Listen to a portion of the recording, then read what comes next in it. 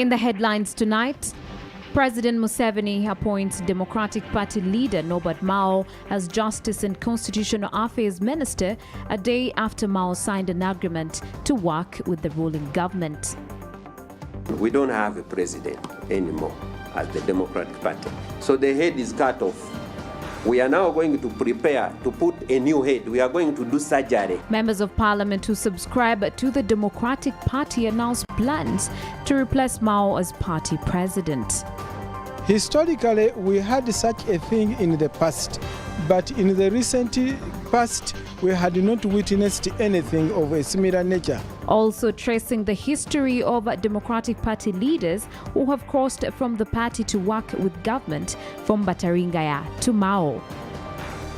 And in sports, MTN Uganda supports she cranes with 50 million Uganda shillings ahead of the 2022 Commonwealth Games in Birmingham, UK.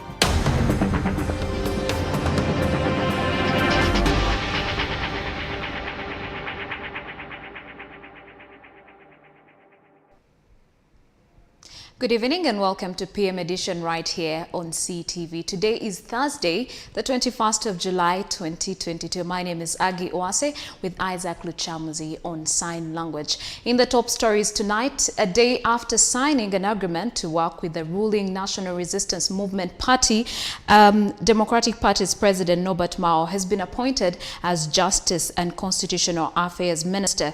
The appointment has drawn mixed feelings from mainly opposition politicians. Norbert Mao, the leader of the opposition Democratic Party, has been appointed by President Museveni as Justice and Constitutional Affairs Minister.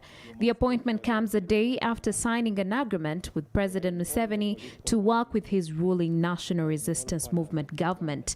Mao, the leader of Uganda's oldest political party since 2010, has previously been criticized by the opposition elements for secretly working with the NRM. Some former Democratic members, including Erias Lukwago, the Kampala Lord Mayor, and Mukono Municipality Member of Parliament Betty Namboze, left the party to join FDC and NUP respectively. Former Forum for Democratic Change president and full-time presidential aspirant in a tweet congratulated Mao for arriving. NUP spokesman Joel Senyonyi also tweeted, "The cohabiting has ended. Here is the wedding." Mao contested for president against President Museveni in 2011 and failed.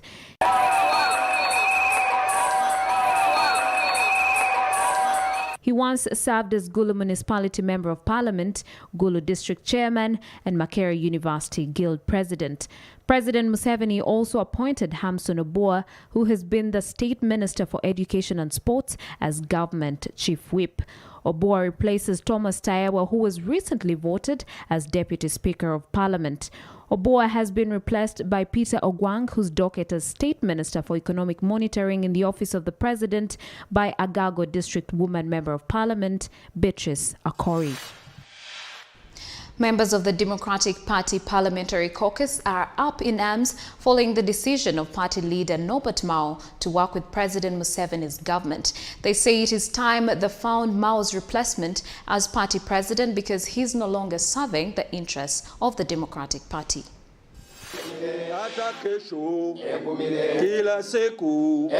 According to the DP Parliamentary Caucus members, what was done by Mao and the party's Secretary General Gerald Siranda to side with NRM at the time when Ugandans are working to restore democracy, the rule of law and accountability is unacceptable. The MPs say Mao and Siranda have chosen to become ex-officials of DP. Democratic Party has suffered with a baggage called Mao.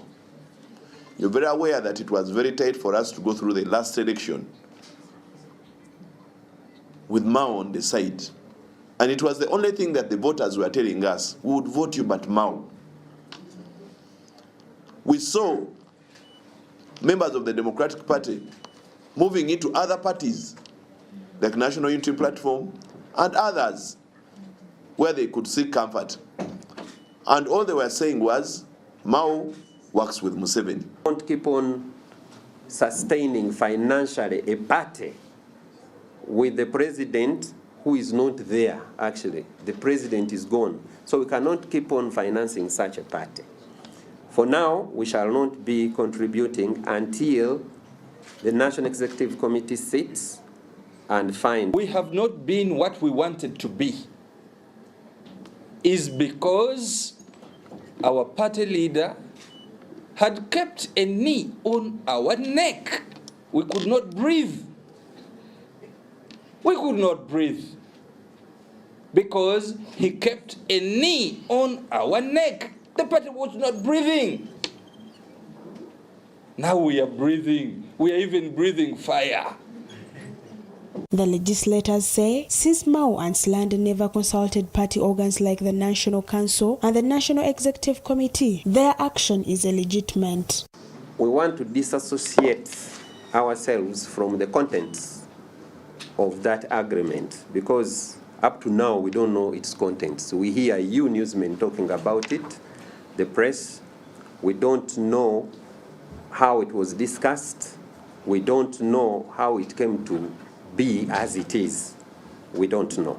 We're not informed about that agreement, and we don't know how the two people came to agree to sign that agreement without the inputs of the legal department of the Democratic Party, without the input of the National Executive Committee, without the input of the National Council of the party. I disagree strongly, in no uncertain terms, that a person can cross from one party to another, gets a ministerial job, and continues to lead the party from within the dictatorship that we are opposing. It can't be.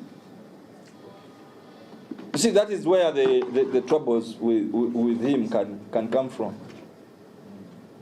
We are saying we wish Comrade Norbert Mao well. He's going to serve in this government, no doubt about that. We are not party to this. We shall not be. However sweet it can be a deal. We are an opposition party and we shall remain so.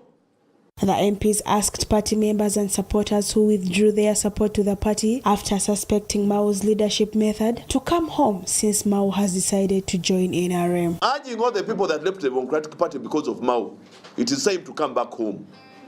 He's gone. He's gone. He's gone. The party's legal advisor, Luyimbazi Nalukola, says Mao's agreement with NRM is illegal. Now we are planning as a party to invoke processes and principles that will take us to another stage. Our party will hold a number of meetings, including but not limited to one by the neck, and that will take us to another step. Should the NEC make a decision that Honorable Mao and his allies should be suspended from those positions they were occupying, and I'm aware some of them have already exited by the fact that they have already taken positions in the NRM government. Sarah Nakandi for CTV, PM Edition.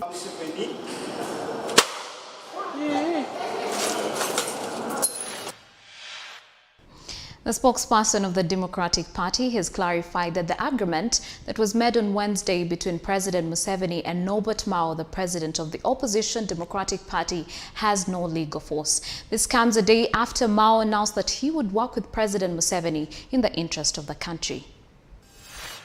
Okola Opio's stand comes after a section of the party supporters dismissed Mao's move as desperate with no impact on the future and aspirations of the party. He says since the National Executive Committee of the party did not draft or approve the Museveni and Mao agreement, the party is ready to disown it. Justice Kabwejere, all those ones were DP, they joined. But when they were leaving, some of them did not leave because they joined as individuals. It is only Dr. Paul Kawanga Semogerere and Dr. John Sebana Chizito and a few others that left. So this is the first of its kind. We are saying, if something is to happen of the sort, it must not be individuals, but rather it must be a commitment of the party. And for it to become a commitment of the party, the National Executive Committee must ratify it. Okola Opio says that the party's National Executive Committee would discuss the move by their leader to make an informed conclusion. The National Executive Committee is sitting on the 14th of August 2022, and we hope that members will debate this proposal exclusively, and they will make their decisions based on the discussion. If they elect to support it, we shall push it forward. He called for calm among the party members and supporters. I therefore want to sound a message to the Democratic Party members outside there that they should arrest their fears, stay calm. Democratic Party is still intact. What is happening is just actually a step towards the whole process. National Executive Committee members are expected to assemble on the 14th of August to deliberate. Mao's tenure as DP president has been chaotic, with several prominent members quitting to join other opposition groups like Forum for Democratic Change and National Unity Platform. They accused him of working with NRM to dismantle the Democratic Party. Absalom Wangoru for CTV PM Edition. The leadership of the Democratic Party Kampala branch have accused party president Norbert Mao of betraying their cause. The leaders were responding to Mao's decision to sign an agreement with President Museveni to work with his government. Although details of the agreement are still scanty, a section of party leaders in Kampala district say it's suicidal for Mao to commit the party to such agreements without consulting other party leaders. Sharif Nambale, the chairman of DP in Kampala, told journalists at Team University Mengo Kampala that they no longer regard Mao as their party leader. I was so surprised, and all of this is happening because of one man's character. So, Mr. Mao, we have warned you before. For us, we have never come out to make a statement. You have provoked us beyond reasonable what? Doubt. For us, we are leaders. He said the move by Mao and a handful of friends in the party means that they have been working for the downfall of the party. The party, the mighty DP, has a constitution that Norbert Mao had to look at as a supreme entity of the party. But he abrogated it by demising the delegates and the people in authority through the different organs. If we never respected the law and catered for his and his bodyguard, his girlfriend's interest, selfish interests, now we are going to deal with him in a kangaroo style. Julius Tumba, the chairman of Uganda Youth Democrats in Kampala district, says Mao has proved to Ugandans that he's after personal interests, not Uganda's democratization and development. We as Uganda Young Democrats, we say that the struggle is our life. You have abandoned the struggle. You have gone to pursue your personal interests. Now, how are Ugandans going to take Democratic Party, the party they knew, that indeed it is the one that is fighting for the people, for the common goal of the people?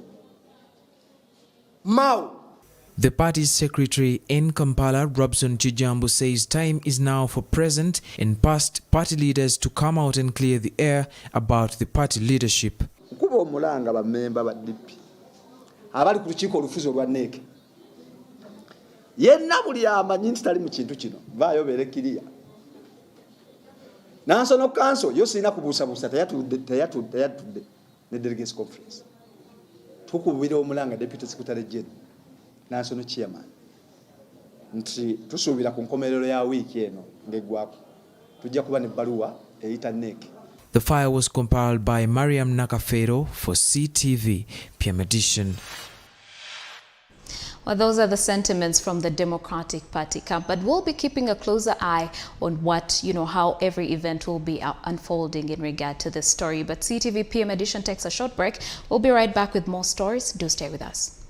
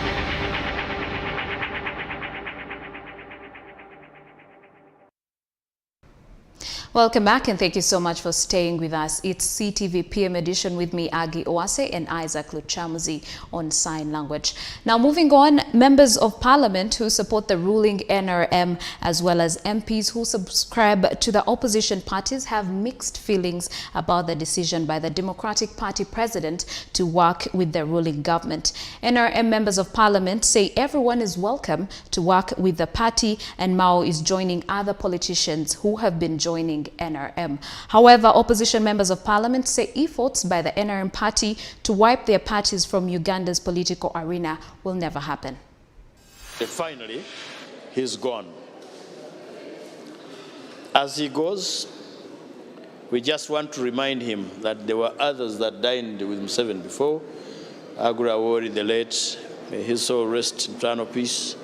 The Honorable Mara Atubo, Honorable Florence Nachuala Chinji, my sister Hajat Kanyike, Sarah Kanyike, and so many others. He's frustrated them, used and dumped them. If nobody thinks he's different from them, it is okay. We bid farewell to him. A woman can cohabit for a while, but eventually time comes and they get married.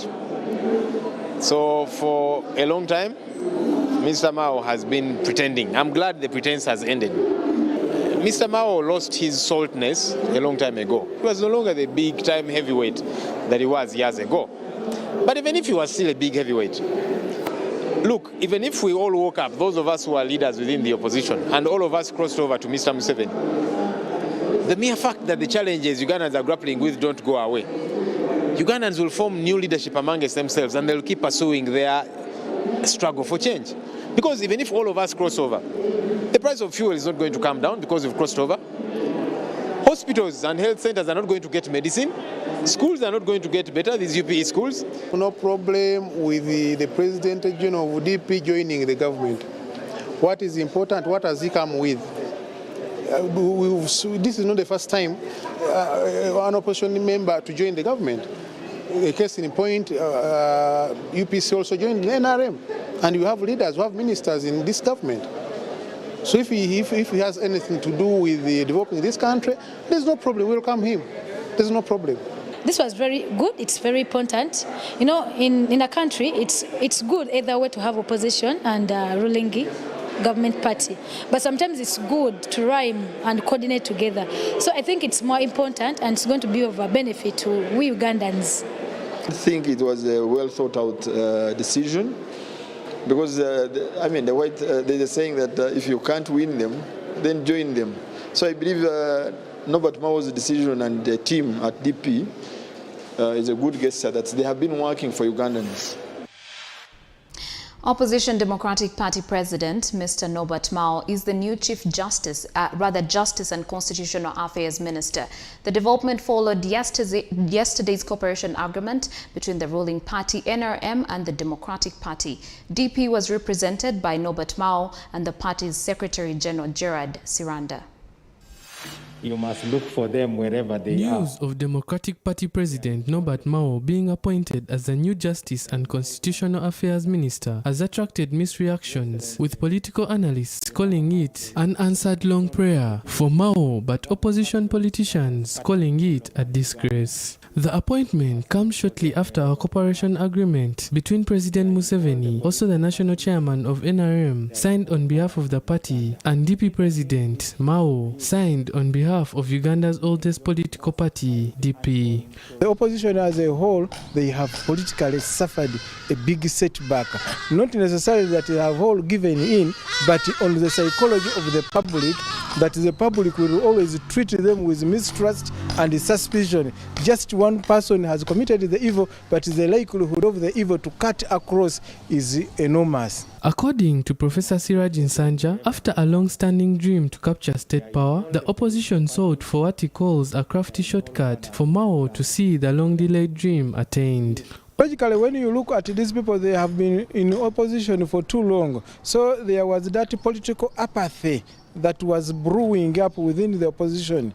They were looking forward to capturing that moment of capturing state power, and it was not soon coming. So this was perceived as a crafty shortcut to getting there, to realizing their political dreams by crafting a cooperation agreement with the chief. On the cooperation agreement, Nsanja says it was intended by Mao to book a ministerial posting. However, Sanja scoffs at the Mao-led DP faction for assuming to have a power-sharing deal, saying with the cunning tactics of ruling government, it is a far cry. When you look at the politics of the national resistance movement, it is far from sharing power with any political opposition. You either give in and you join the government as a single individual, but not for purposes or on platforms of sharing power with the NRM. Going by the history repeating itself perception, when Basil Batarigaya in 1964 led a number of DP legislators defect to the then ruling UPC, Sanja says it would be hard to implement the Mao-NRM agreement. Historically, we had such a thing in the past, but in the recent past, we had not witnessed anything of a similar nature. So what was done, or what was concluded yesterday by the two principals of the DP and the National Resistance Movement could resurrect the moments, the memories of what had earlier on been done in the 60s. So as a country, we look forward to see the workability of this one vis-a-vis the workability of the other one in history.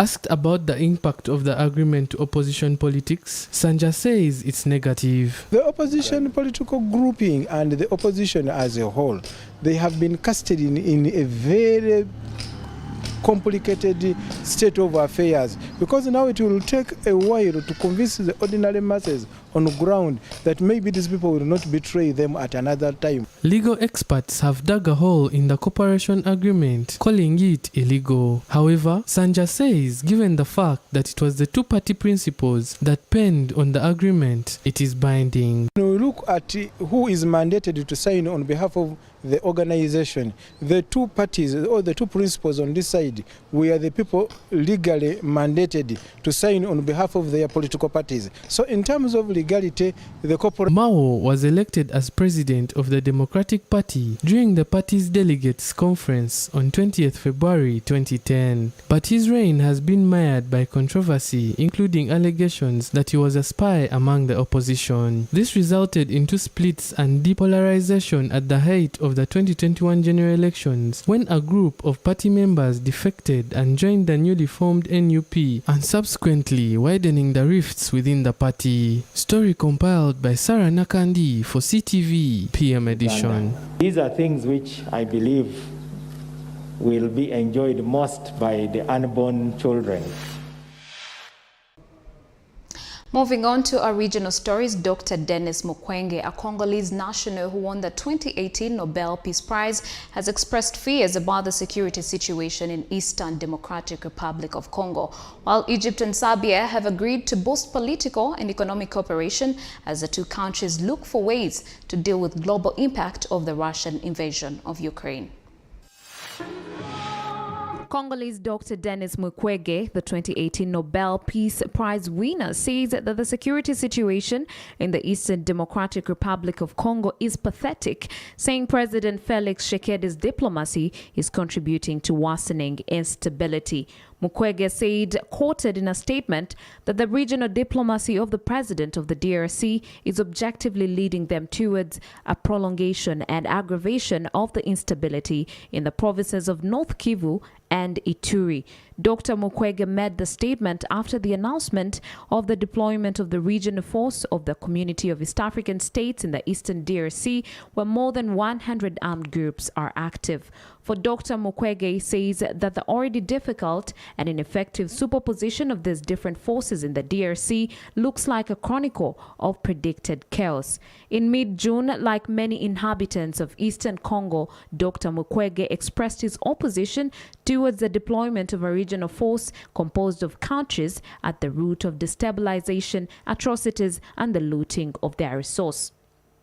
In April, the DRC joined Burundi, Kenya, Rwanda, Tanzania, Uganda, and South Sudan in the East African Community. Mukwege added that fundamental questions about the rules of engagement of the new regional force, its mandate, objectives, duration, or political and legal responsibilities are only opaquely answered because these arguments have not been very transparent. For him, the profound reform of the Congolese army, the security services, and the fight against impunity are the most appropriate measures to ensure pacification and lasting stability in the eastern DRC. Congolese gynecologist Denis Mukwege was awarded the Nobel Peace Prize in 2018 for his work on behalf of women activists of rape used as weapons of war in eastern DRC for nearly 30 years. Egypt and Serbia on Wednesday agreed to boost political and economic cooperation as the two countries look for ways to deal with the global impact of the Russian invasion of Ukraine. Egypt's President Abdel Fattah el-Sisi was in Serbia on a 3-day visit this week, the first in more than 3 decades by an Egyptian president. His host, Serbian President Aleksandar Vučić, said the visit had a historic character. The two leaders signed a partnership declaration. Vučić awarded el-Sisi a state decoration and announced plans for a free trade agreement by the end of the year. A business forum was held as officials signed a series of deals focusing on political, economic, and other ties. Vučić said the export of Serbian grain to Egypt was agreed, starting with wheat amid the crisis caused by the war in Ukraine, which has affected global grain trade and led to price hikes. Egypt is among the world's largest importers of wheat, with much of that from now blocked Ukrainian ports. Serbia, a candidate country for European Union membership, has refused to join Western sanctions against Russia and has maintained friendly relations with Moscow despite the war. Both leaders say the war in Ukraine was among the topics discussed at their meeting on Wednesday. In our international news tonight, Russia has resumed pumping gas to Europe through its biggest pipeline after warnings it could curb or halt supplies altogether, while Italian Prime Minister Mario Draghi resigns a year and a half after being appointed as Italy's unelected head of a unity government.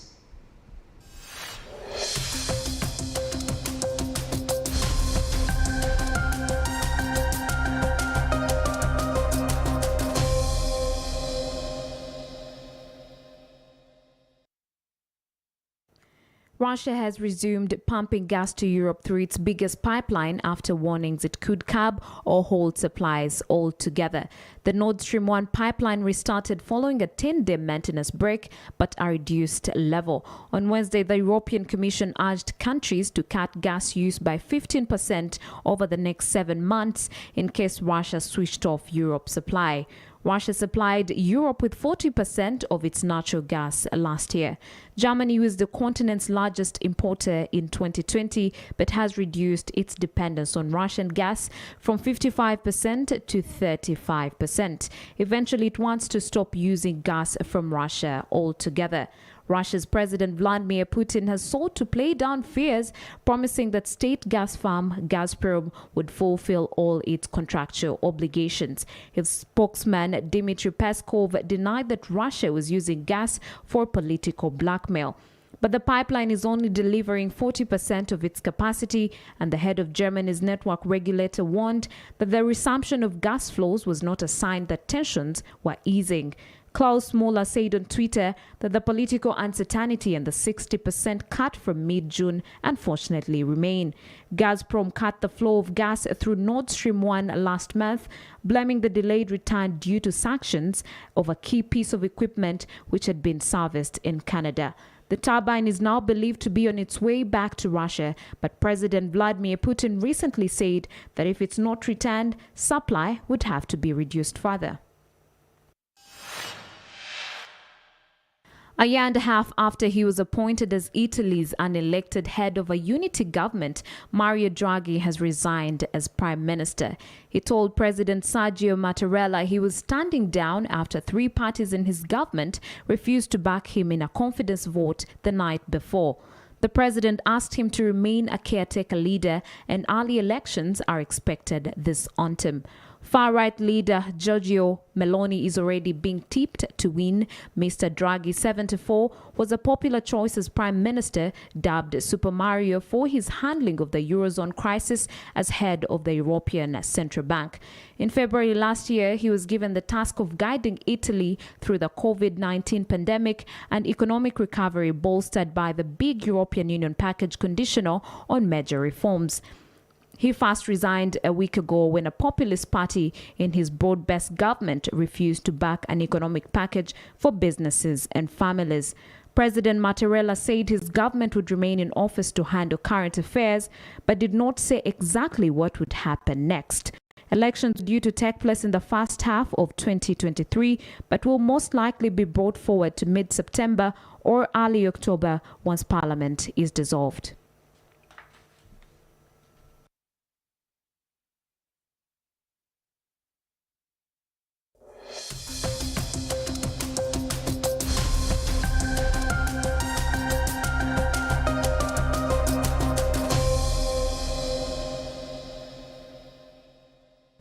Thank you for staying with us. CTV PM edition takes a short break, but we'll be right back with more stories in the world of sports. Do not go anywhere.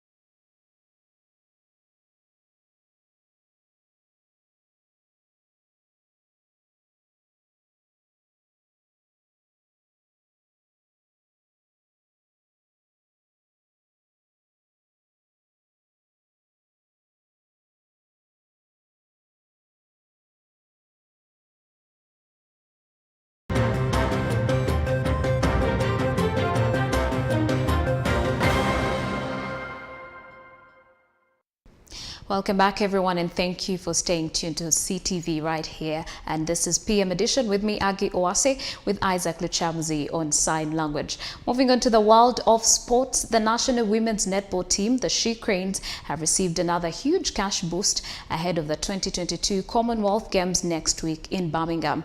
Telecommunication company MTN has given the team 50 million Uganda shillings to help them prepare for the games that start on July 28th.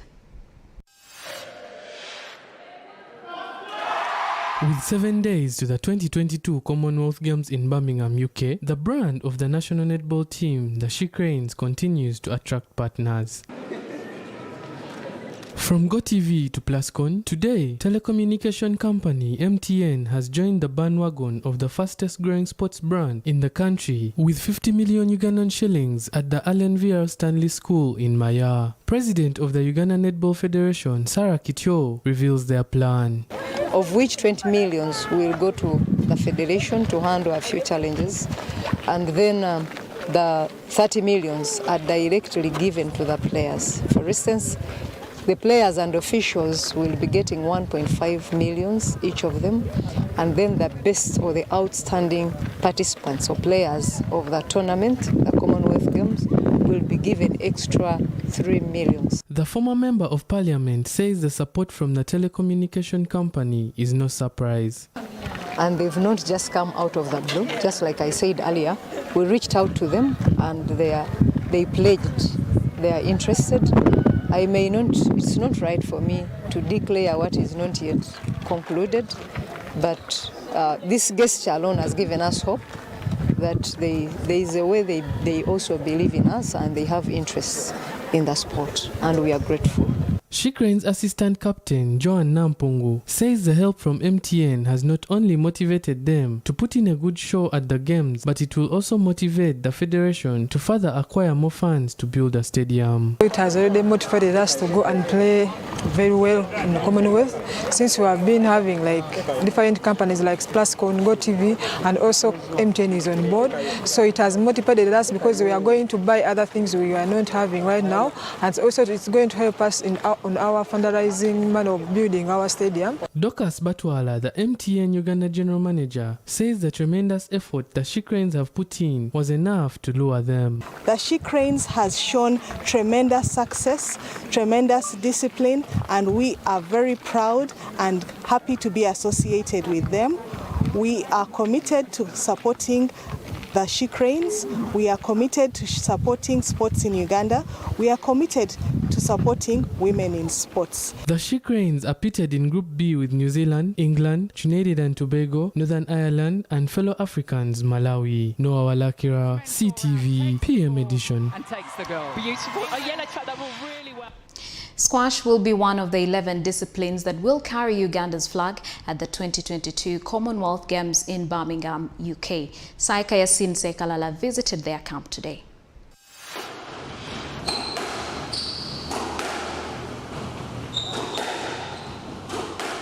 Seven days to the 2022 Commonwealth Games in Birmingham, UK, and the national squash team is set and ready to go.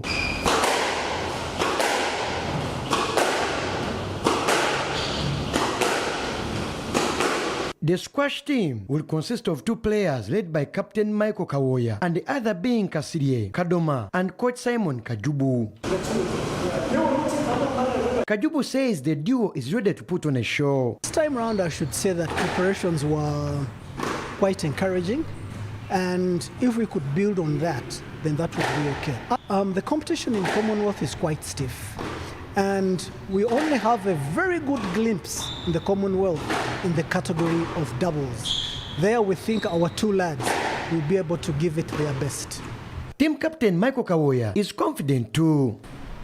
Yeah, the team is ready and very fit, physical and mentally, and we have been playing so hard to see that we make it to the games, and good enough we have made it to the game, and we are playing that we perform very well in the games. Not as popular and renowned as many sports out there, Kawoya explains why few people play squash in the country. Because the sport itself is very expensive, and we need more support from the government. If at all you go in up country, like let's say at Mbarara, they have a squash club. There are some people, but because of equipments, they're very expensive. Like this racket, it costs $200, which not everybody can afford to buy. But the federation is doing more work to see that they can reach out to those people who cannot afford to buy rackets. Squash was introduced to Uganda in the early 1950s, and it was predominantly played by whites and Asians. Uganda will make its fourth appearance at the Commonwealth in the game of squash since 2010. Saika Yasin Sekalala, CTV, PM edition.